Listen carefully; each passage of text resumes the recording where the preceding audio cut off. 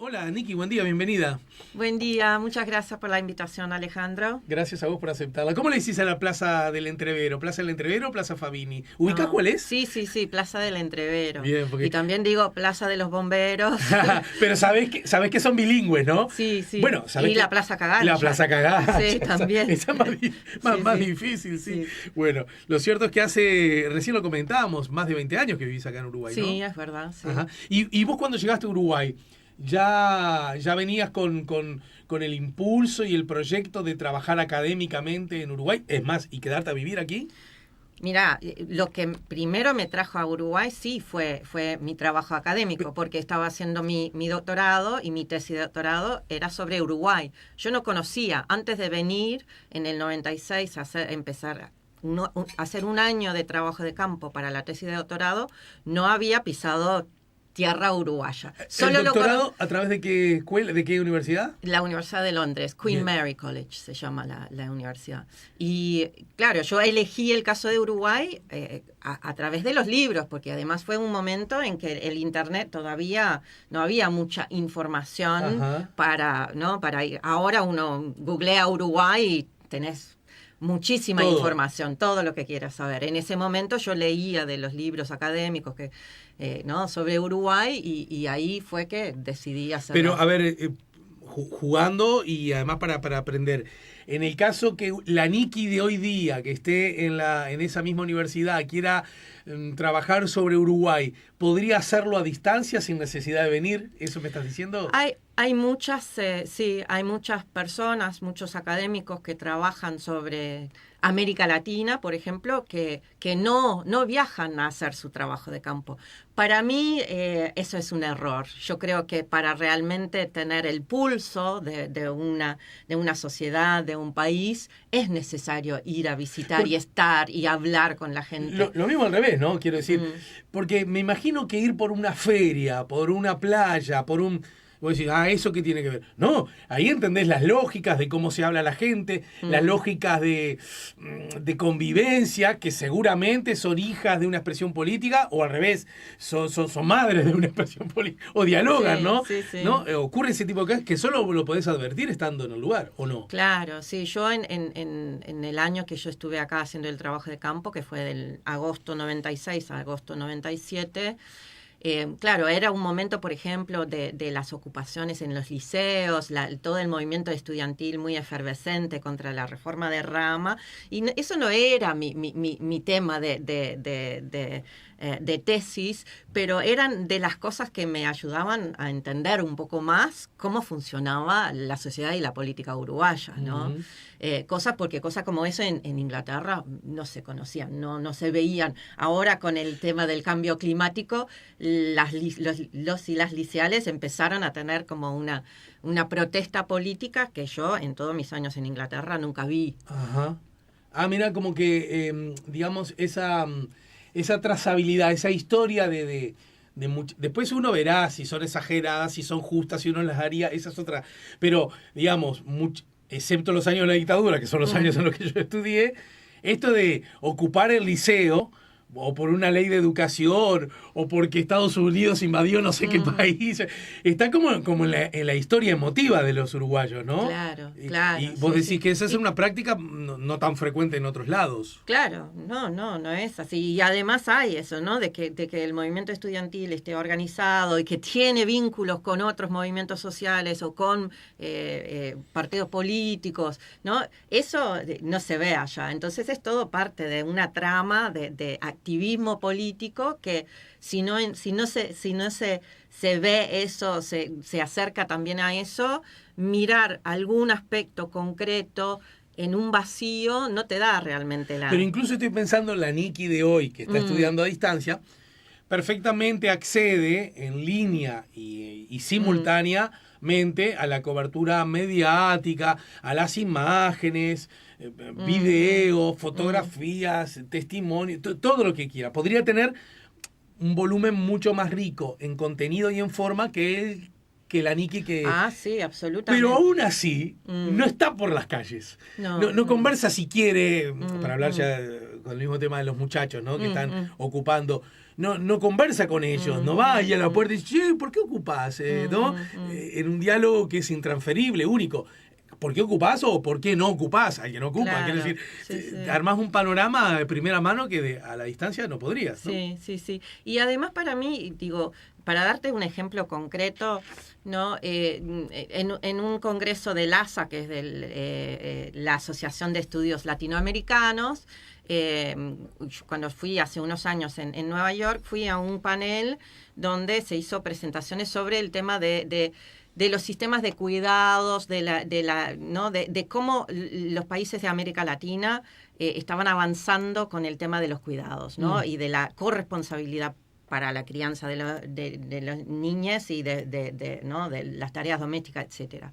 Y Uruguay fue planteado como un caso, ¿no? espectacular, que estaba logrando todo, y en realidad estaba todo basado en cuáles eran las leyes que se habían aprobado y no en la implementación de las políticas públicas. Entonces, claro, ese es el problema también de estudiar a distancia, porque las leyes sí se aprobaron, el Sistema Nacional de Cuidados se creó, pero cómo eso después se implementa, el proceso de implementación de las leyes o de las políticas públicas es mucho más difícil estudiarlo a distancia, porque en realidad uno tiene que ir a hablar con el campo, ahí necesitas el campo, ¿no? Ahí necesitas. Entonces es como, bueno, acá se está planteando que Uruguay es, ¿no?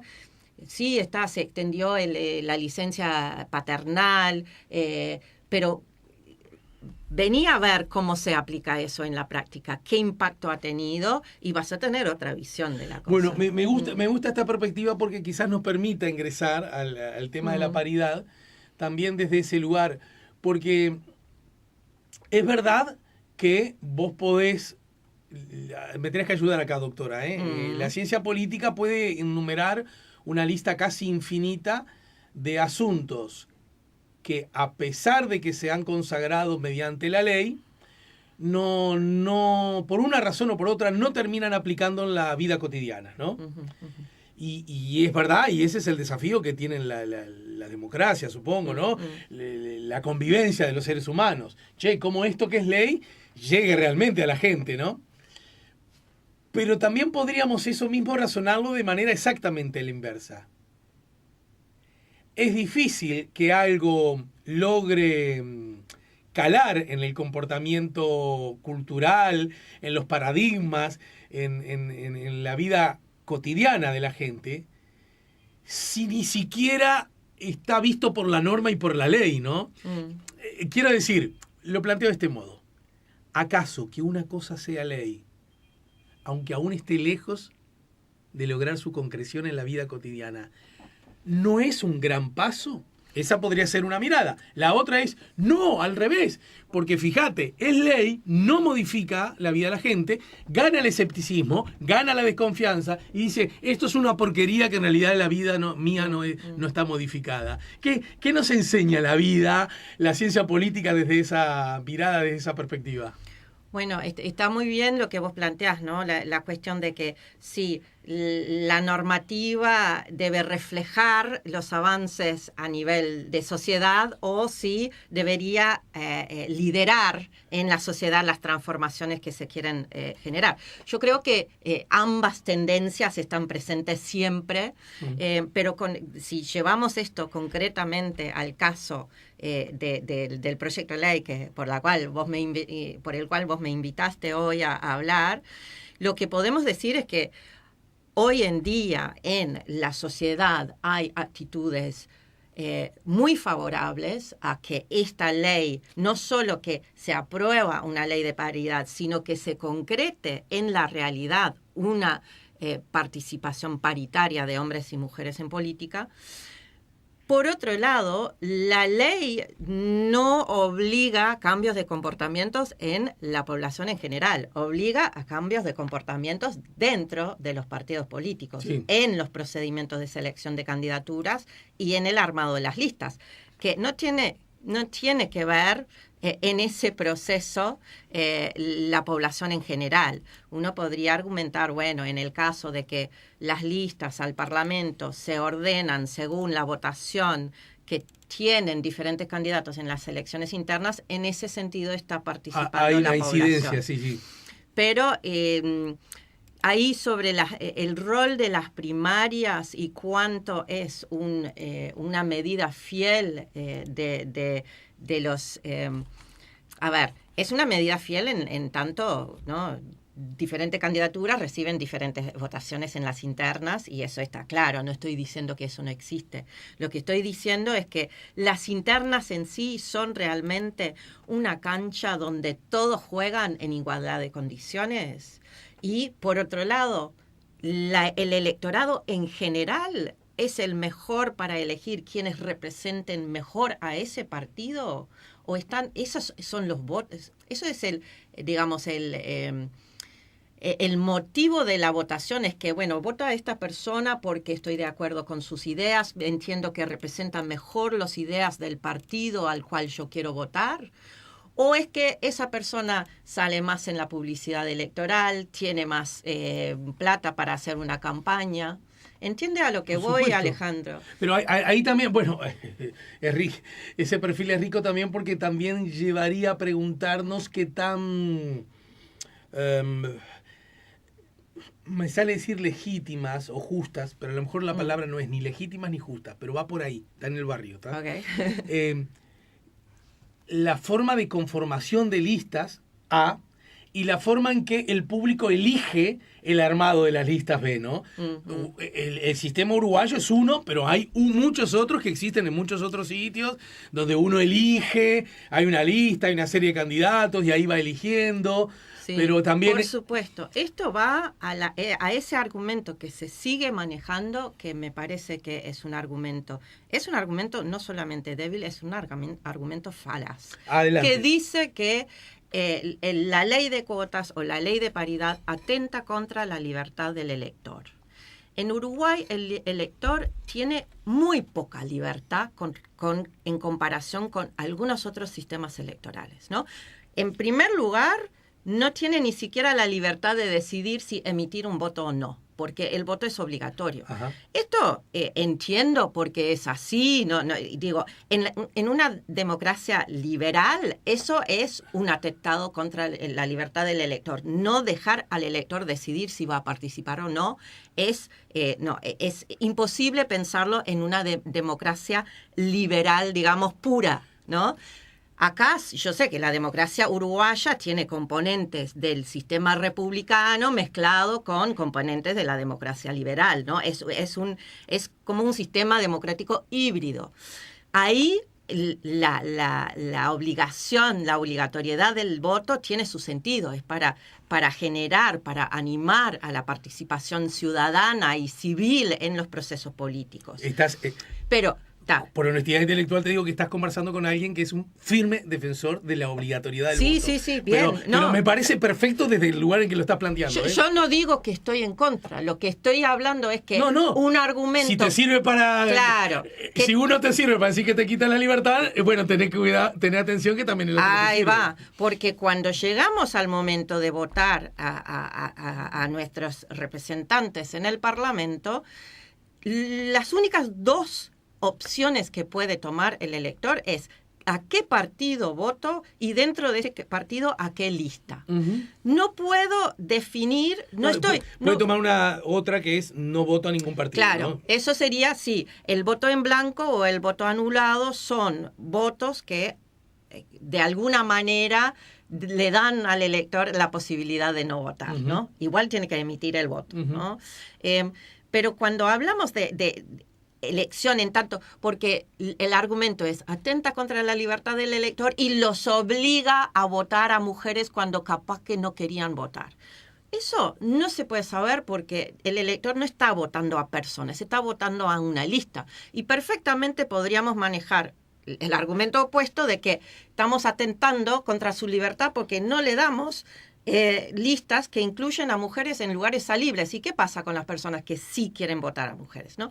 Pero para mí en sí es un argumento que no tiene fundamento, no no es válido, justamente por eso, porque no voto a personas. Solamente cuando voto a intendente, cuando voto a presidente, ahí estoy votando a uno, pero ese voto a presidente está vinculado a un voto a un partido y a un voto a una lista al Senado, una lista a diputados. Puede darse en Uruguay, bueno, vos lo tenés recontraestudiado, puede darse que se derrame un poquito más para abajo. El cabeza de lista de un Senado puede ser alguien que uno vote. Voto esta lista porque quiero que tal persona sea senador o senadora. Pienso que el primer lugar de diputado, segundo... Claro, los primeros lugares de la lista. Si miramos esos lugares, el retorno, bueno, por lo menos que estamos nosotras haciendo, ¿no? Con Verónica Pérez y otros integrantes. Pero Verónica Pérez es columnista de este programa. Claro, de otros integrantes del área de Política, Género y Diversidad, del Departamento de Ciencia Política, de la Facultad de Ciencias Sociales, que empezamos en el 2004 con Vero haciendo los análisis desde una perspectiva de género de las elecciones en Uruguay. Más de un 90% de las listas ganadoras son encabezados por hombres, ¿no? Entonces ahí hay un lugar que evidentemente es un lugar de privilegio para ser electo, ¿no? Sin duda, donde no están llegando en general las mujeres. Pero además es eso, es que si vos votás por ese primero en la lista. Si yo quisiera votar a ese sector porque está en línea con mis ideas, pero en realidad yo quisiera que entre la senadora que está ubicada en el lugar 3 y dudo que la lista gane más de 2 bancas, yo no tengo la forma de ponerla a ella en primer lugar, que sí se puede hacer en otros tipos de sistemas de votación. Donde uno elige dentro de una serie de nombres el orden. Hay diversos sistemas, ¿no? Uno puede hay algunos donde se puede reordenar los candidatos en la lista. Hay otros donde se pueden sacar gente de la lista directamente y dejar gente afuera, ¿no? No voto por esta persona, voto por la lista y todo el resto. Voto por estos que marco, claro, específicamente. O ¿no? votar solamente por algunas en la lista. Bien. Sí. Pero ahí va, pero ya, mira vos, ingresamos por ahí, que tiene que ver con la ingeniería, ¿no? Y me parece importante y me parece lúcido. No obstante, luego de la pausa me gustaría que ingresemos a la razón anterior. Bien. ¿Por qué estaría bueno y es mejor desde la perspectiva de la convivencia y del proceso civilizatorio, llamémosle así? Pero me quedo acá un segundito, porque entonces supongamos que hay alguien... El otro día estuviste en el Parlamento, ¿no? Sí. Estuviste explicando a la Comisión del Senado, creo que fue, ¿no? Ahí va, la Comisión de Derechos, Comisión Especial de Derechos Humanos, Equidad y Género. 12 senadores, una cosa así, o menos. Había un senador y 4 senadoras. Faltó un senador titular de la comisión que no estuvo en la reunión. Y de otras comisiones, porque eso puede ocurrir también, ¿no? Que vayan interesados en el tema, senadores pueden ir si quieren. Pero no había otra participación. Las personas que estaban eran el integrante, digamos, permanente de esa comisión. Bueno, ya que son pocos, recordámelo, es algo que debería saber, pero recordámelo quiénes estaban ahí. Preside la comisión Silvia Nane, del Frente Amplio. Que presumo debe estar con ojos proclives al proyecto, ¿no? Sí. Perdón, yo dije 4, son 5 senadoras. Dale. Silvia Nane, que la preside, estaba también por el Frente Amplio Sandra Lazo y Amanda de la Ventura. ¿Las 3 están a favor del proyecto? Las 3 están a favor. De hecho, las 5 mujeres, porque las otras 2 que estaban, es la senadora Gloria Rodríguez del Partido Nacional, que presentó este proyecto de ley. Es la autora del proyecto. Es la autora, pero es como ella siempre insiste, que este es un proyecto de todos los partidos, que no es un proyecto de ella. Y la quinta es la senadora Carmen Sanguinetti del Partido Colorado, que también está a favor. Ajá. Y los 2 senadores que integran, el que estaba era el senador Domenech, por el Cabildo Abierto. Presumo que debe estar en contra. Está muy fuertemente en contra y manejando este tipo de argumentos que recién estuvimos hablando. Y el senador Jorge Gandini, que no estuvo en la sesión que yo... ¿Y se sabe qué piensa Gandini? Sí, él es uno fervientemente en contra de todo tipo de acción. Igual que Domenech. Igual que Domenech, sí. Bien, déjame ser un ratito Domenech, ya que estuvo presente. Okay. Porque entonces yo te digo, mire, a mí no me gusta, señora doctora, ¿no? A mí no me gusta, Nikki, este proyecto porque siento que... A ver, no, ahora ojo que no voy a hablar, no incluyo a Domenech porque no tengo tanta información. Pero esto, vamos a decirlo claro y fuerte. Este es un proyecto que mueve estructuras y cualquier estructura, construcción humana, implica siempre, en cualquier caso, no hay forma de que así no sea, un ejercicio del poder, ¿no es cierto?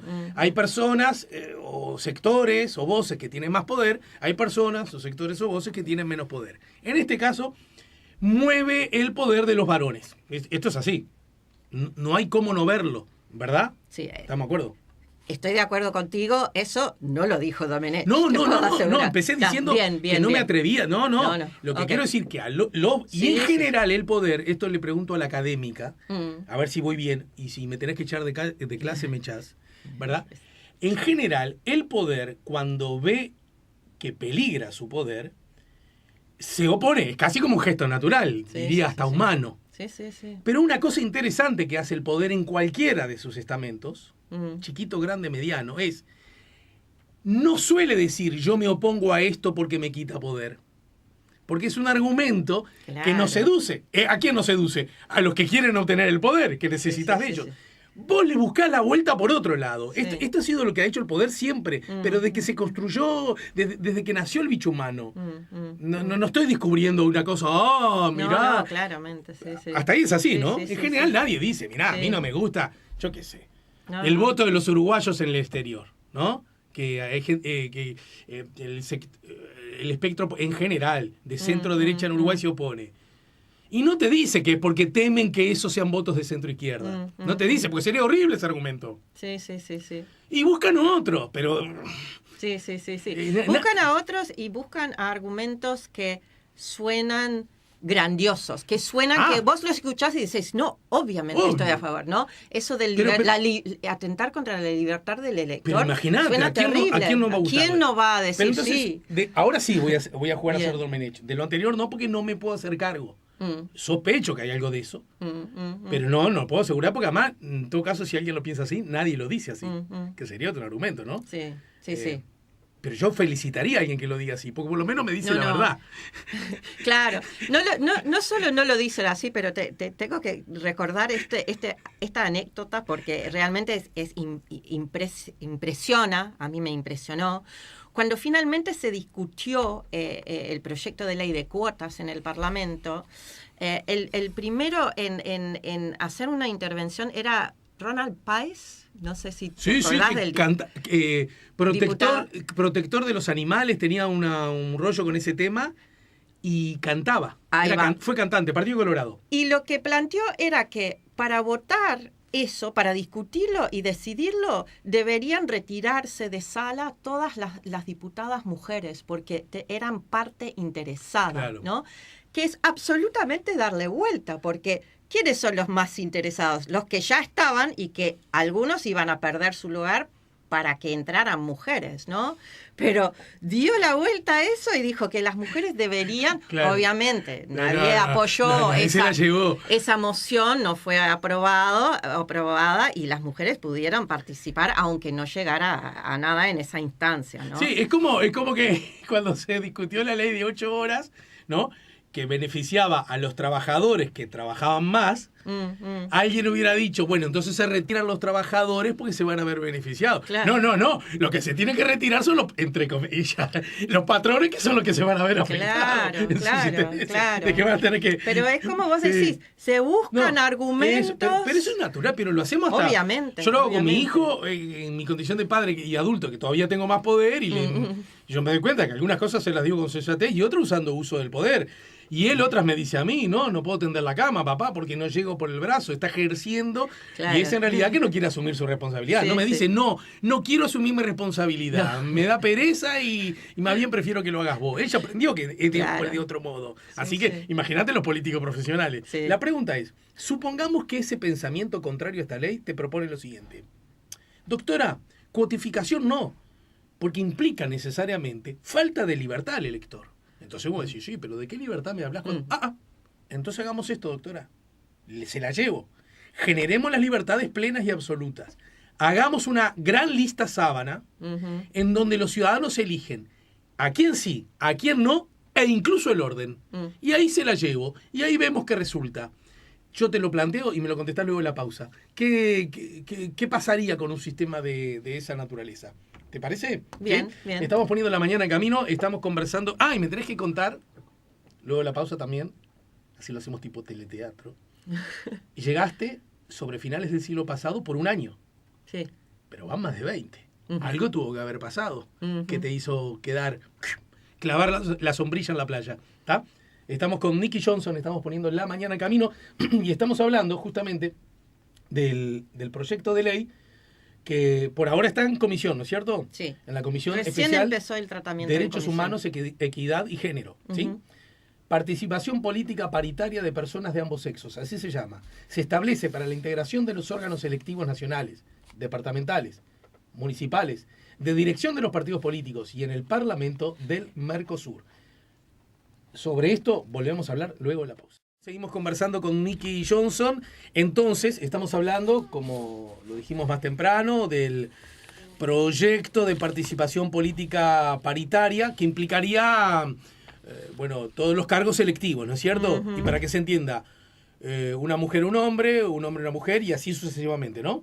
Exactamente, sí. Capaz que, como vos decías, ¿no? De ir al motivo. Pero antes, para que nos quede cerradito el concepto de ingeniería. Supongamos que alguien te dice, sincero o no, convencido o no. Sí, ¿qué es? Entonces, no, acá no te lo puedo llevar porque le quitamos libertad a la gente. ¿No? Y yo he escuchado muchas veces argumentos que dicen, no, en todo caso, que se arme una lista lo suficientemente amplia como para que la electora, el elector, elija el orden, o a quién sí, o a quién no, y entonces alguien que entiende que solo el varón está apto para la función pública marcará solo varones, alguien que piense que las mujeres con su mirada única, propia de su género, y entonces marcará solo mujeres, y habrá otros que dirán, estas dos mujeres las conozco, me parece interesante, además habría que darles una oportunidad, marcará, otros varón. Es decir, esa presunta libertad a la hora de marcar con X, con cruz, con tildes, o eso. ¿Eso funcionaría? ¿Funcionaría? ¿Sería una herramienta que ayude a generar condiciones de más justicia y democracia en cuanto a la participación política? Mira, no podemos, no tengo una bola de cristal, ¿no? En realidad no podemos pensar, no podemos saber qué pasaría si hubiera un cambio tan radical en el sistema de votación como tú estás planteando, ¿no? De cambiar el sistema de listas cerradas y bloqueadas que tenemos por un sistema de sábanas, ¿no? Una lista más larga donde la gente... En otros lugares existe eso, ¿no? En otros lugares existe. La cosa es que, hay características del sistema de partidos que son reflejados en nuestro sistema de votación, ¿no? No sé qué vino primero, sería muy difícil, pero... por ejemplo, porque tú decías que, ¿no? Que muchas veces la lista lo encabeza una persona, una figura conocida. Y esto es una de las cosas, y que, la gente dice, sí, quiero votar a este porque lo conozco. Pero está votando a esa persona, ¿y cuánto conoce del resto de la lista? Sí. Ahí me parece que es una de las patologías, si quieres, del sistema de votación uruguayo, es que en realidad es más o menos un sistema casi uninominal disfrazado de su sistema plurinominal. ¿A qué refiero con esto? Que es muy personalista, entonces es la persona que lidera la lista, es este dirigente, ¿no? Es importante que conozcan a esta persona. ¿Y quién va después en la lista? Se supone que va en la misma línea que la persona que encabeza la lista, en vez de ser candidatos con sus propios valores y méritos para integrar la lista. En el tema de de eso, de votar, sobre todo en el interior del país, donde en los departamentos donde se eligen 2 bancas, 3 bancas, estás votando a una persona, ¿no? No estás votando a una lista, no estás votando a un sector partidario que tenga un perfil político programático propio que Entendido. lo distingue de otro sector. Que eso es como... Eso es, digamos, la teoría. Hay diferentes sectores porque representan diferentes matices ideológicos, programáticos dentro del partido, pero yo no creo que sea así. Yo creo que es un sistema muy personalista donde depende de que una persona porque logra el apoyo de la dirigencia máxima, porque tiene el capital económico, político, social para hacer carrera, y eso es lo que lo llega. No es porque las propuestas o su trayectoria sean realmente la base de la decisión, muchas veces, ¿no?, del elector. Pero ¿qué pasa en estos sistemas en otros países? Hay estudios acerca de, digamos, la participación de la mujer en país. Pienso Argentina, que creo que usa el sistema de lista sábana, ¿no? No, tienen sistema de listas cerradas y bloqueadas también. Lo que ellos hacen, el corte de boleta, perdón, me confundí. Sí. El corte de boleta que permite votar de este y aquel de aquel, ¿no? Sí, claro, son características muy particulares de diferentes regímenes electorales. Lo que quiero decir, en Argentina los problemas de la participación paritaria no exhiben los grandes distanciamientos que hay en Uruguay, ¿no? Quiero decir, Argentina es un país, me da la sensación en ese aspecto que nos lleva ventaja, ¿no? Sí, nos lleva ventaja. Bueno, muchos países del planeta nos llevan ventaja en ese sentido. Digo, porque Uruguay lleva ventaja en otros, pero en este Claro. particular estamos subrayadamente retrasados, ¿no? Sí. Está bueno traer el tema de la región y cómo es el desempeño de Uruguay en comparación con el resto de la región, y cómo está el resto de la región en términos de adoptar la paridad como criterio. Exacto, ¿no?, eso. para la integración de las listas. En este momento, Argentina, porque trajiste el caso particular, que aplicó en las últimas elecciones la ley de paridad que se aprobó en el 2017, si me acuerdo bien, y que antes ya tenía largo tiempo aplicando, porque empezó a aplicar la cuota en Argentina en el 1992, ¿no? Y fue el primer país en el mundo en aprobar una ley de cuotas. Año 16. No. Que la ley de paridad. No. La paridad del 16, dijiste. La paridad en Argentina se adopta en el 17. ¿sí? Bien. En el 17, pero desde el 92 hasta el 17 se aplicaba la cuota. Y había llegado a 38%, en algún momento 40% en alguna de las cámaras, pero en el entendido de que eso se había llegado como a un techo ahí, que era necesario subir la apuesta a la paridad, y ahora tiene 45% de mujeres en el Parlamento. Aún así está en el lugar 5 de 17 países de América Latina, excluyendo a Cuba y Venezuela, porque sus elecciones eran diferentes en términos de la competencia partidaria, pero si tomamos el resto de los 17 países en América Latina, van desde Nicaragua a Ecuador, son los que ocupan los primeros 7 lugares del ranking, y todos son esos 7 que tienen leyes de paridad fuertes, ¿no? Entonces la efectividad de la ley de paridad está claramente demostrada. Esos países entonces. En primer lugar, con 51, casi 52% de mujeres es Nicaragua. Después México con 50%, Costa Rica con 47.4%, Bolivia con 46%, Argentina con 45% y Perú con 40%. ¿sí?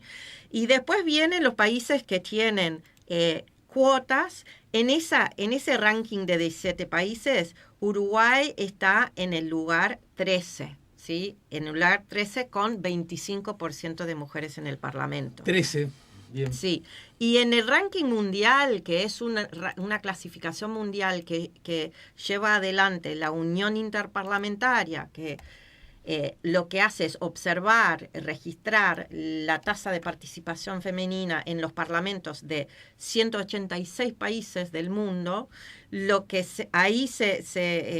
Uruguay ocupa el lugar 94.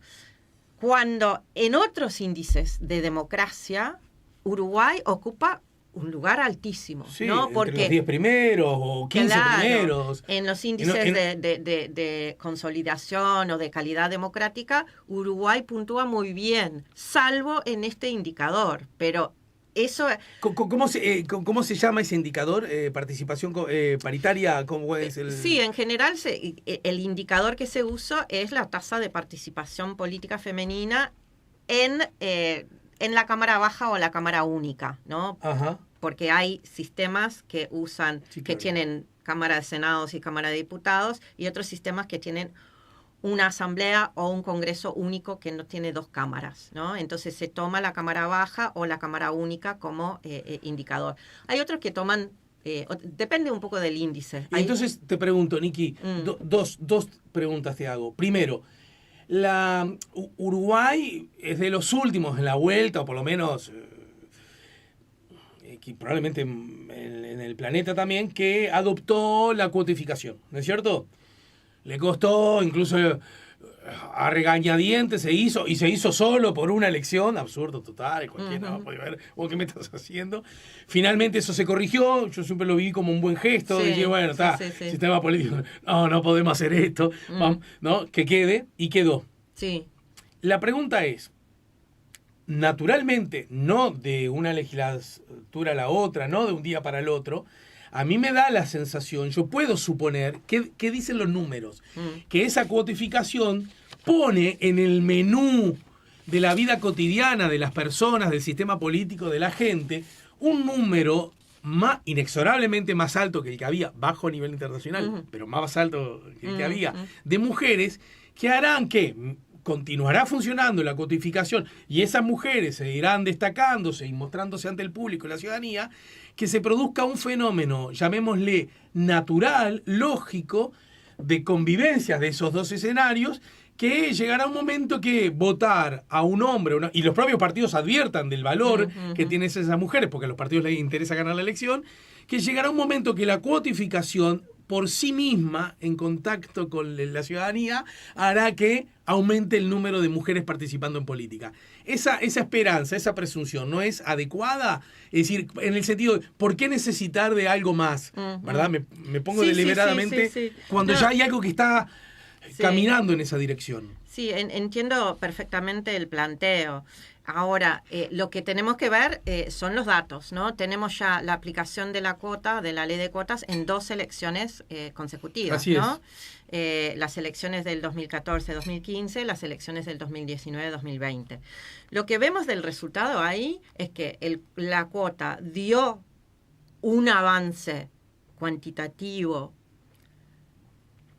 limitado, restringido, ¿no? Donde tuvo mayor impacto fue en el Senado, donde casi se duplicó la cantidad de mujeres, pero no se llega a 1/3 de mujeres en ese órgano. Aún duplicándolo, claro, llega a no llega a un 1/3. No, llega a un 27%. Hoy día. ¿Sí? Llegó lo mismo en el 2015 que en el 2020, ¿no? Perdón, 2014, 2000.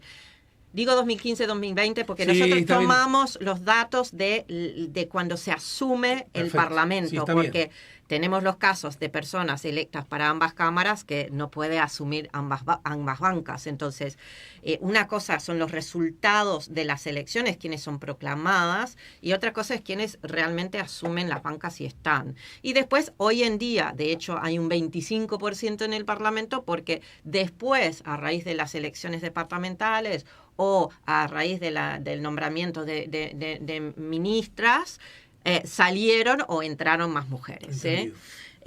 Pero el cambio que se generó fue un cambio limitado y, de hecho, entre las elecciones del 2014 y las elecciones de 2019 no hubo variación. ¿Sí? Hubo variación de 0.7 puntos porcentuales en el Parlamento, un aumento de 0.7.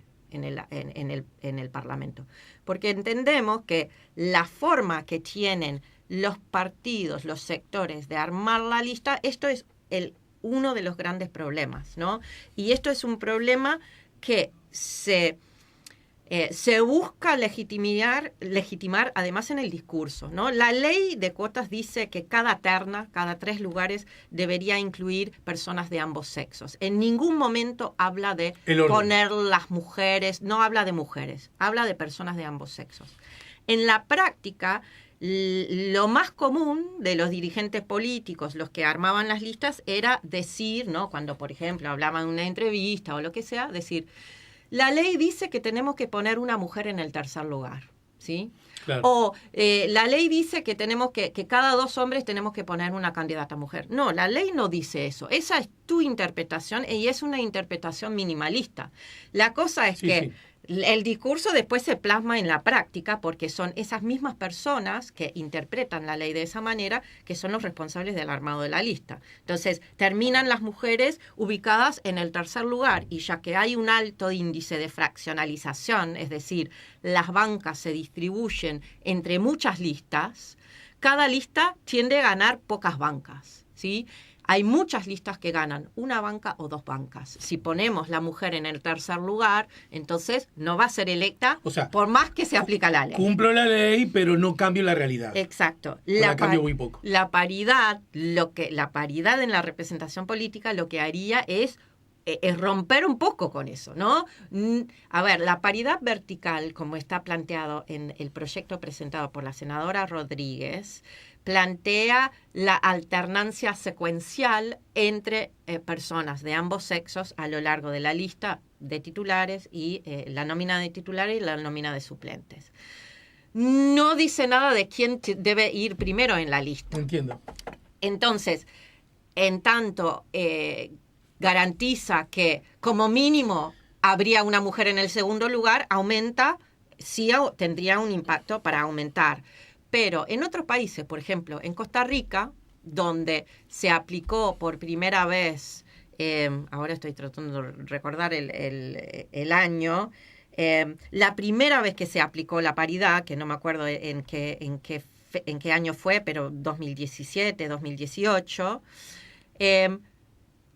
lo que pasó fue que la cantidad de mujeres electas bajó. ¿Por qué bajó? Porque justo en esas elecciones hubo una fragmentación importante. Más partidos participaron y más partidos ganaron bancas. Entonces, muchos partidos era solo el cabeza de lista que entró. Entonces, a raíz de eso, Costa Rica adopta lo que se llama la paridad horizontal, o a veces se habla de la paridad transversal, donde cada partido, además de respetar en sus listas la paridad vertical, debería encabezar la mitad de sus listas con varones y la mitad de sus listas con mujeres. Es decir, que la paridad horizontal dice que un partido que presenta listas en, ponele, 20 distritos electorales en el país, no puede encabezar todas sus listas con personas del mismo sexo. No pueden ser todas encabezadas por mujeres ni todas encabezadas por hombres, sino la mitad y mitad. ¿El proyecto nuestro dice eso? El proyecto nuestro no dice eso, y de hecho... No va a tanto, digamos. No, y de hecho sería muy complejo hacer eso en Uruguay, porque no solo no son listas partidarias, sino son listas de los sectores que integra el lema, sino que, sobre todo en el interior del país, se hacen alianzas electorales que hacen que de qué sector es esa lista es más difícil de ver, ¿no? Entonces no está tan claro que este sector, y presenta lista en todos estos lados, entonces la mitad de sus listas deberían ser encabezadas por mujeres y la mitad por hombres, porque el MPP, no sé, en Paysandú tiene alianza electoral con, no sé, con otro sector del Frente Amplio. Entonces, ¿a quién le corresponde poner otra mujer? ¿Es el MPP o el otro sector? Vos soy yo, claro. Claro. Entonces, es complejo el sistema electoral uruguayo para plantear la aplicación de ese. Pero podría ser, ¿no? Bien, se podría obligar a los partidos, a los sectores, ser más claros en sus postulaciones. En todo caso, para terminar por hoy, dos últimas. Primero, ante el argumento que lo habrás escuchado a lo largo de tu vida, porque ayúdame a ver, a que yo ponga el justo medio. Por un lado, vos sos una cientista política, pero sobre estos temas tenés además una especial afinidad y compromiso, ¿no? Sí, en la Universidad de la República una de las 3 funciones de los docentes es la extensión. En toda mi carrera yo he trabajado muy cercanamente con mujeres políticas de todos los partidos para problematizar y darles también herramientas para pensar y luchar por la igualdad política. Sí, entiendo que las investigaciones que hacemos son investigaciones que aportan a una reflexión sobre la temática y para mí es una cuestión de justicia. Sí. Bien, y en ese contexto alguien te puede decir lo que has escuchado hace, no sé, toda tu vida, podría decirlo, ¿no? Y es, bueno, si empezamos a generar cuotificaciones, hablaba mucho con la cuotificación, ahora ni hablar con la paridad, y advirtiendo que hay muchos sectores de la sociedad que no están representados o subrepresentados, lo que tendríamos que hacer es, bueno, a ver, yo por ejemplo, ¿no? Soy petizo y gordo. A ver cuántos petizos y gordos hay en la sociedad y cuántos de ellos están en el Parlamento. Entonces yo voy a los partidos y le digo, un lugar cada 25 tiene que haber un petizo y gordo porque vemos que está subrepresentado. Un lugar del alto y flaco. Un lugar de no sé qué. Un lugar del que trabaja con las manos. Otro que trabaja con la... ¿Verdad? Que sí, escuchaste hasta el hartazgo ese argumento en el entendido que era... ridiculizando un poco la posición, ¿no es cierto? Sí. Lo escuchaste muchas veces, pero yo advierto que ese argumento es un argumento que, lo que hablábamos hoy, ¿no? Es un argumento que atrae, que seduce. Decir, bueno, sí, claro, bueno, podés estar haciendo un reparto de ese tipo, porque justamente la elección va a llegar un momento que no tendrá sentido, porque lo único que hacer es llenar cuotas, ¿no? Desde esa mirada, ¿por qué insistir en que este tema forma parte de la, llamémosle, calidad democrática? ¿Por qué necesariamente? ¿Cómo se...? Y la otra para el final es, según los datos que vos tenés, ¿qué chances hay que este proyecto finalmente se consolide? ¿Y cómo está la correlación de fuerzas dentro del Parlamento? Sí. Bien. Bueno, ese argumento es uno de los argumentos que normalmente se maneja para rechazar las propuestas. Yo creo que hay dos cosas acá. Justamente... Este proyecto, la ley de paridad y el concepto de la democracia paritaria es un concepto que nos obliga a repensar el significado de qué es la democracia, ¿no? La idea, a ver, no estamos hablando de un sector, de una minoría, estamos hablando de la mitad de la población, ¿sí? Y esa mitad de la población ha sido sistemáticamente marginado o excluido de los órganos de decisión, de deliberación política. Yo creo que hay otras desigualdades. Habría primero que, digamos, de demostrar claramente que las otras desigualdades que existen están impidiendo el acceso de esos grupos al poder político. En el caso de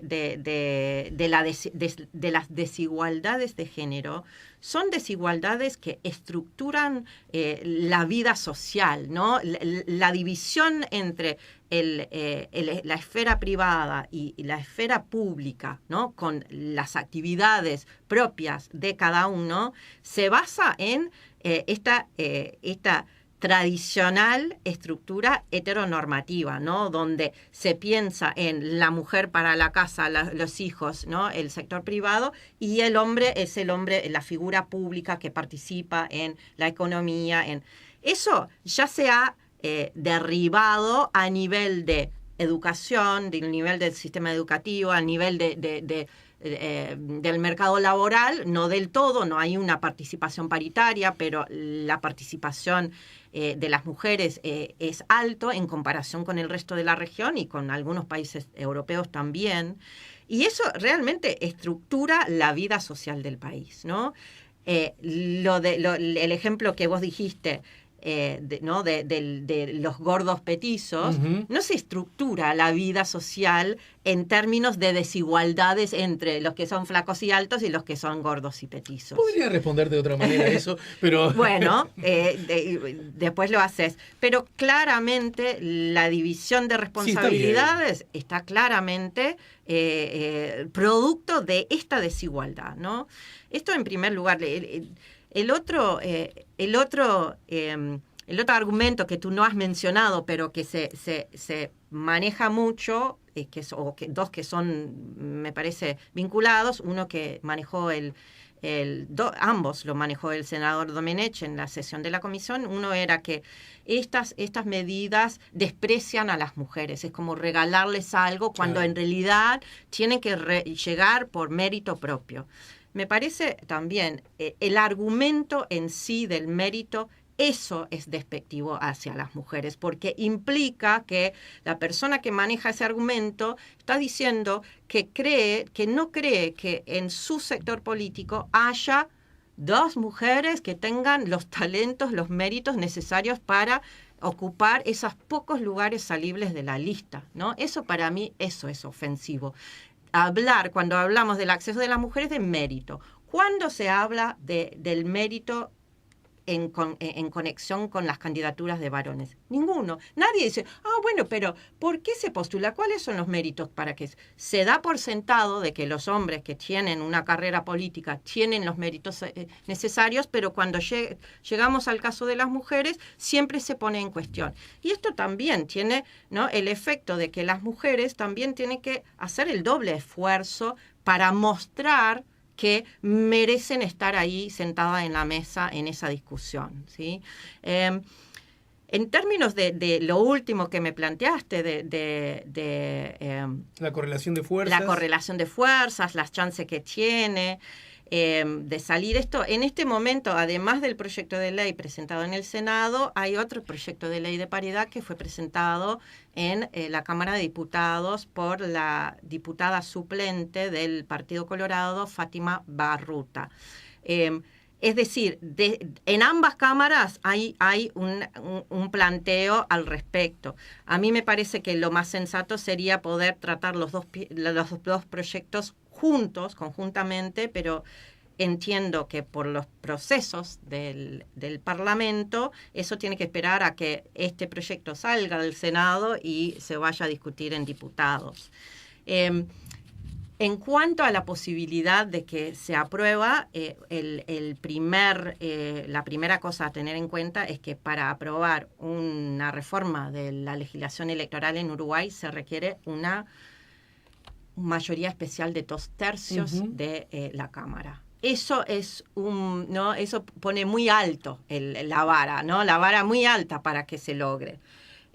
Sin duda sería realmente contradictorio de parte del Frente Amplio, después de haber aprobado voluntariamente para sus listas electorales en el 2017, haber aprobado la paridad, sería muy contradictorio que votara en contra. Por eso uno puede suponer que el Frente Amplio votaría a favor. Exacto. Pero aún así se requiere un 16% más de votos que provengan de los partidos tradicionales. De la coalición oficial, ¿no? Del oficialismo, digo.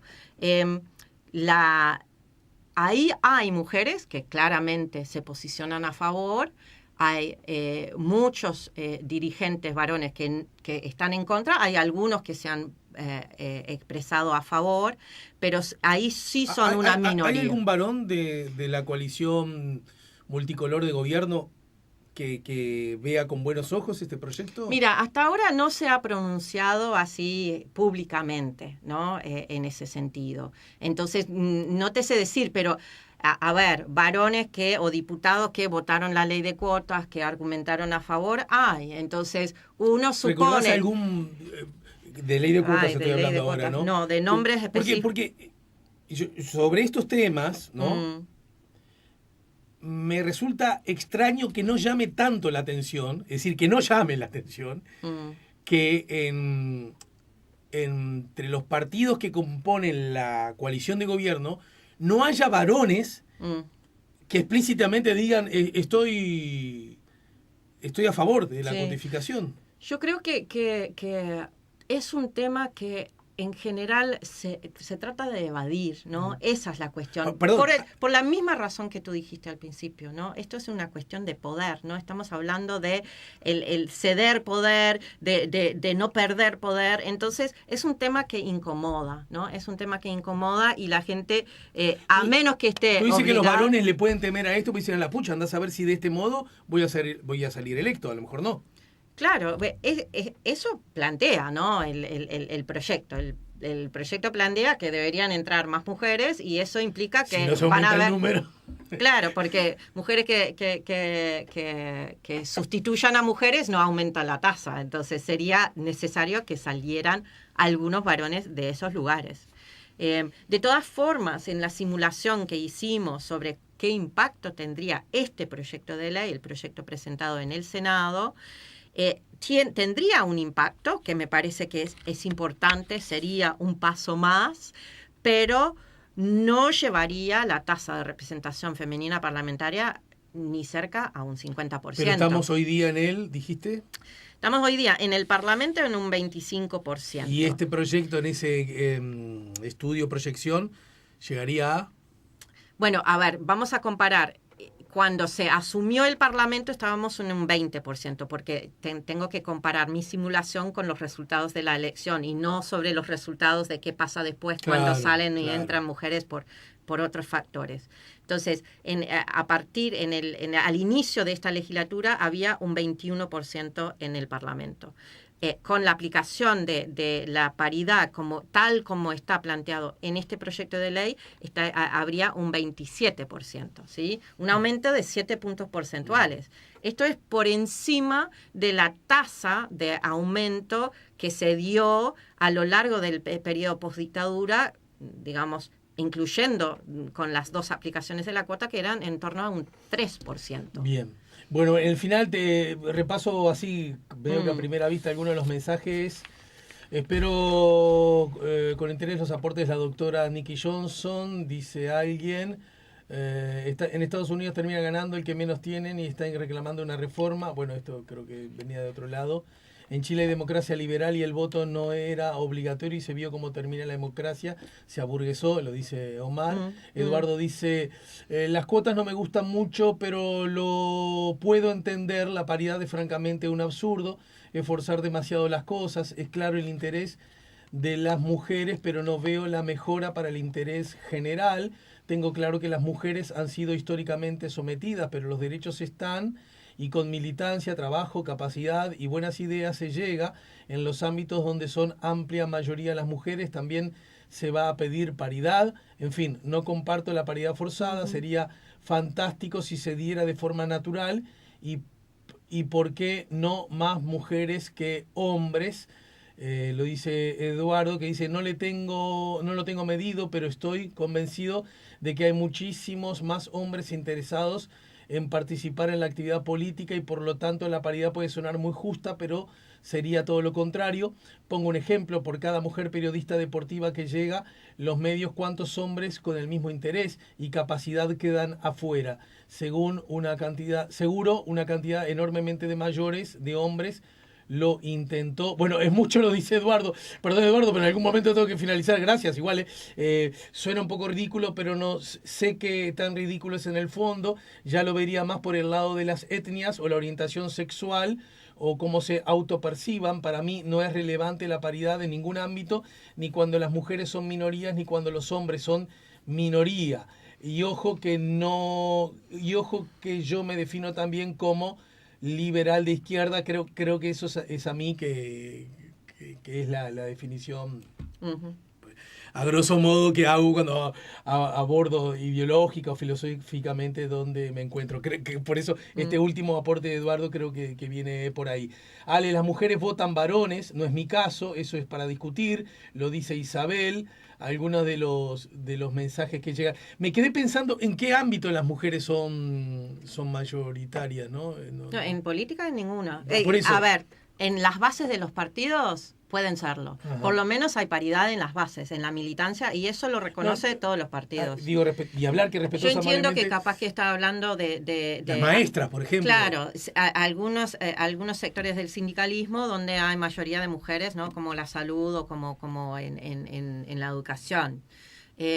Yo creo que sí, que también tiene que ver con... Pero por eso, el concepto de la democracia paritaria va mucho más allá del sistema político, ¿no? Lo que se plantea, y esto está definido en la norma marco para consolidar la democracia paritaria aprobado en el Parlatino, que es el Parlamento de los países latinoamericanos, en el 2015, plantea la importancia de la paridad en la distribución, por ejemplo, de las tareas de cuidado, porque sin eso es un factor que opera en contra de la integración plena de las mujeres en los espacios de militancia o de representación, porque al tener dobles o triples jornadas, las que están en desventaja, y eso lo sigue manifestando las encuestas de uso de tiempo, ¿no? Que las mujeres dedican el doble del tiempo a las tareas de cuidados que los varones, eso implica una reducción del tiempo que tienen para militar.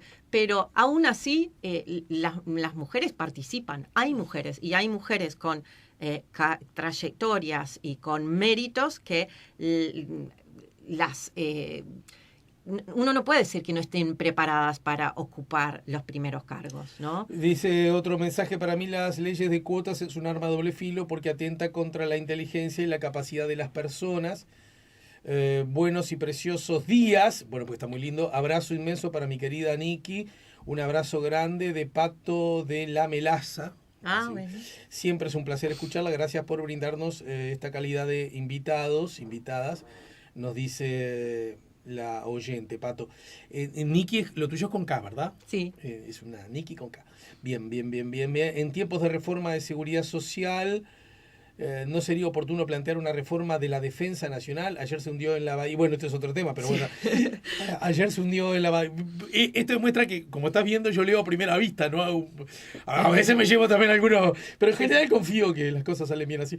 Ayer se hundió en la bahía una lancha de rescate. En agosto se dio la baja la única fragata, nave de combate que tenía la Armada. El prefecto de Bella Unión contra bandera. La aviación tiene 2 aviones de combate antiguos. El ejército reparte alimentos y vigila fronteras. Ninguna de esas funciones específicas. ¿No es hora de revisar el tamaño y las formas de las Fuerzas Armadas? Esto lo dice memorioso de la historia. Bueno, como ves, en la mañana en camino la gente tiene ganas de decir cosas y las dice. Buen día, tengan cuidado porque la voz se aleja y se acerca, lo dice Susana. Bueno, demasiado tarde leí este mensaje. Espero que se haya corregido.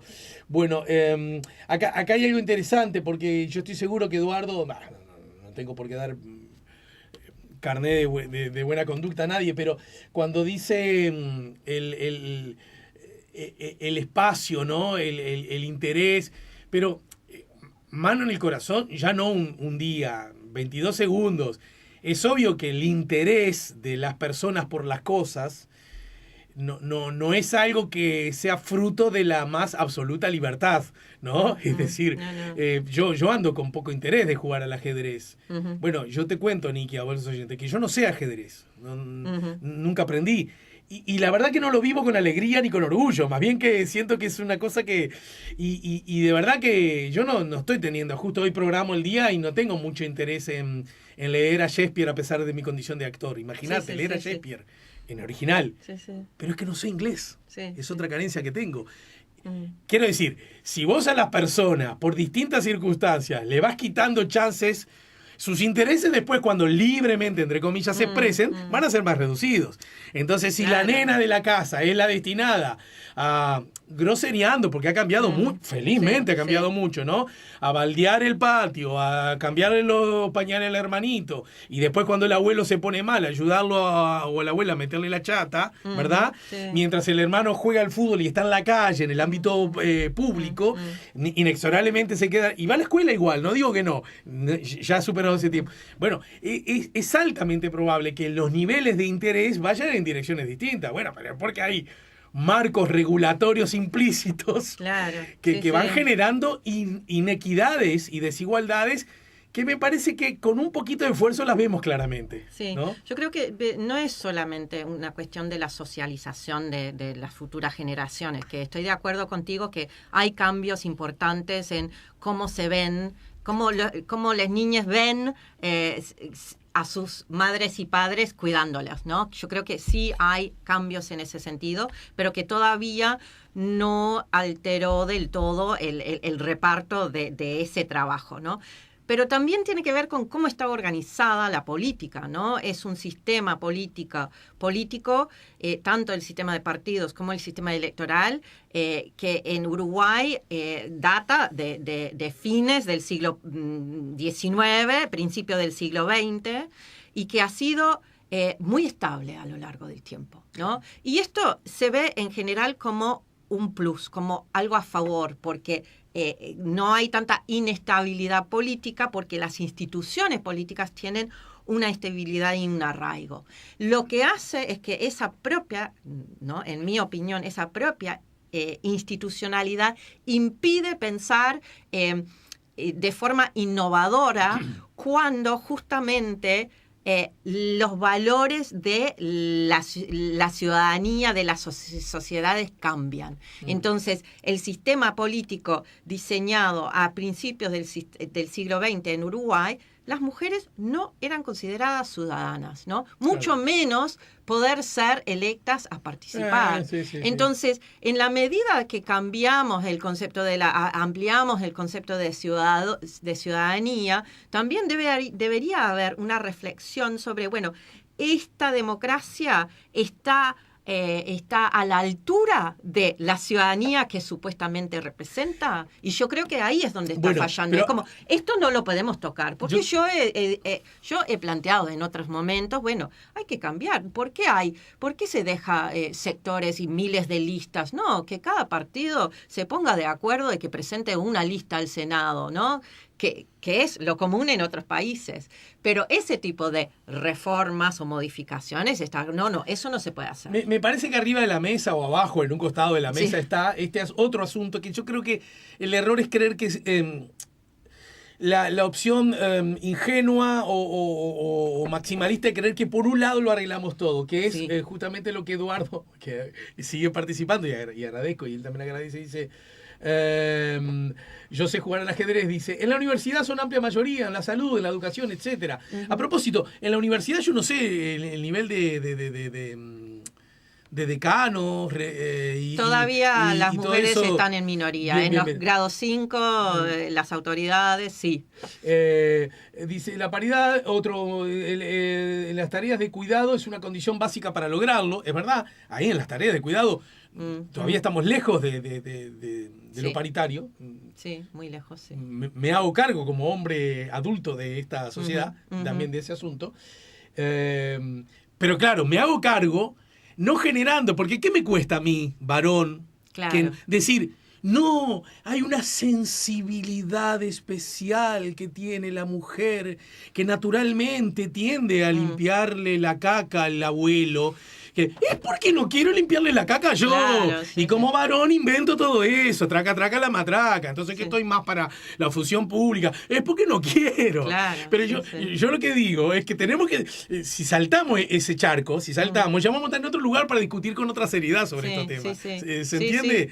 Y lo que pasa es que el varón, en este caso, porque soy del poder, somos fáciles para encontrar argumentos, que son seductores, porque en realidad cuando yo te digo que vos tenés una sensibilidad especial, Nikki, vos en realidad ves las cosas con otra mirada, porque has tenido en tu vientre a tu niño, te doro la píldora así, y a los 20 segundos no sé si no comprás, ¿entendés? Y mientras tanto seguís lavando los platos y el piso. No. En mi caso personal, no. No lo estoy pero diciendo. Yo entiendo lo que tú decís y estoy totalmente de acuerdo con Eduardo que con la paridad en la representación política no se resuelve la cosa. Porque acá dice Eduardo, y lo cito, y creo que tiene buena intención cuando dice esto. Está bien, empecemos por la casa, obviamente, y justamente por eso no lo resolvemos con la paridad, ¿verdad? Y bueno, yo supongo que vos también estás de acuerdo con eso, que no es metiendo la paridad que vamos a resolver las inequidades históricas entre mujeres y hombres, ¿no? Pero manda un mensaje de que es tan válido para las mujeres estar en esos lugares de decisión que para que estar los hombres, como es tan válido que los hombres estén limpiando la cola de sus bebés y cuidando a los adultos mayores que lo precisan que las mujeres, exacto, ¿no? Exacto. Entonces, hay una cuestión de mandar un mensaje y hay otra cuestión de los efectos prácticos sobre ¿no? el problema que se ha diagnosticado, ¿no? Esta situación de subrepresentación de las mujeres. Pero sí, el valor de la democracia paritaria nos obliga a pensar mucho más amplio, no solamente con respecto a la representación paritaria política, sino en cómo compartimos en todos los ámbitos de la sociedad tanto la carga de trabajo como el poder y los espacios de discusión, ¿sí?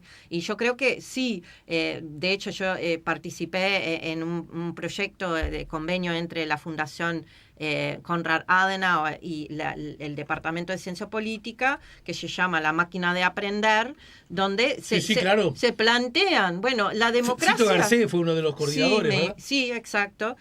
Fito Garcés y Fernanda Boidi de la Universidad Católica, y que la democracia, para mantener su estatus de democrática, debería permanentemente interrogarse sobre si está siendo si es realmente democrático. Dale. Y eso es lo que ¿no? se plantea también con la democracia paritaria, de que la paridad en la representación política tiene que pensarse como un componente integral e ineludible de la democracia. Si no, no es democracia. En todo caso, no está exhibido como... Con esto arreglamos todo, que creo que... No. ¿verdad? Y debería generar una reflexión, sobre todo dentro de los partidos políticos, de decir, bueno, es importante que como sector, como partido, podemos tener un pool de candidatos y candidatas que no nos importa si no queda, porque ella puede hacer perfectamente desempeñar esa función representativa. Bien. Bueno, Nikki, charlamos largo y tendido, ¿eh? Sí. Dale, la seguimos más temprano que tarde. Dale. ¿Qué comida adquiriste como propia en estos 20 años viviendo en Uruguay? Más de 20 años. Bueno, yo soy vegetariana, entonces el asado no es, aunque... ¿Ya eras cuando llegaste? Mira, yo era cuando llegué en el 96, cuando vine por primera vez. Imposible en ese momento mantener una dieta vegetariana que tuviera, ¿no? todos los componentes proteínicos, sobre todo porque no el mercado no ofrecía. No, digamos. Y después retomé en 2010, volví y ahora, hoy en día, uno puede ser vegetariano y tener opciones de todo tipo, comida muy rica. ¿Ovo vegetariano? Sí, yo como productos lácteos y huevos, sí. Leche y huevos, sí. Leche no. Pero no. Pero queso sí, manteca sí. Bueno. Pero, y en esos términos, no, yo qué sé, los bizcochos, gracias que ahora hay panaderías que venden los bizcochos de manteca, porque los bizcochos me encantaban como... Claro, pero incluye la grasa. Pero incluye la grasa. Entonces yo no como los productos donde se tiene que matar un animal para hacerlos. Entonces la grasa sí, pero la manteca no. Bien. Ahí bueno. va. Gracias por el tiempo, la seguimos más temprano que tarde, ¿sí? Perfecto, gracias a ti, Alejandro, por la invitación, y sí, entiendo que esto es un tema que se va a estar presente en la discusión política en este año, ahora que esta comisión ya realmente tomó el tratamiento. La doctora en Ciencia Política, investigadora y docente, además coordinadora de estudios interdisciplinarios feministas de la Universidad de la República, Nikki Johnson, nos acaba de ayudar a poner la mañana en camino.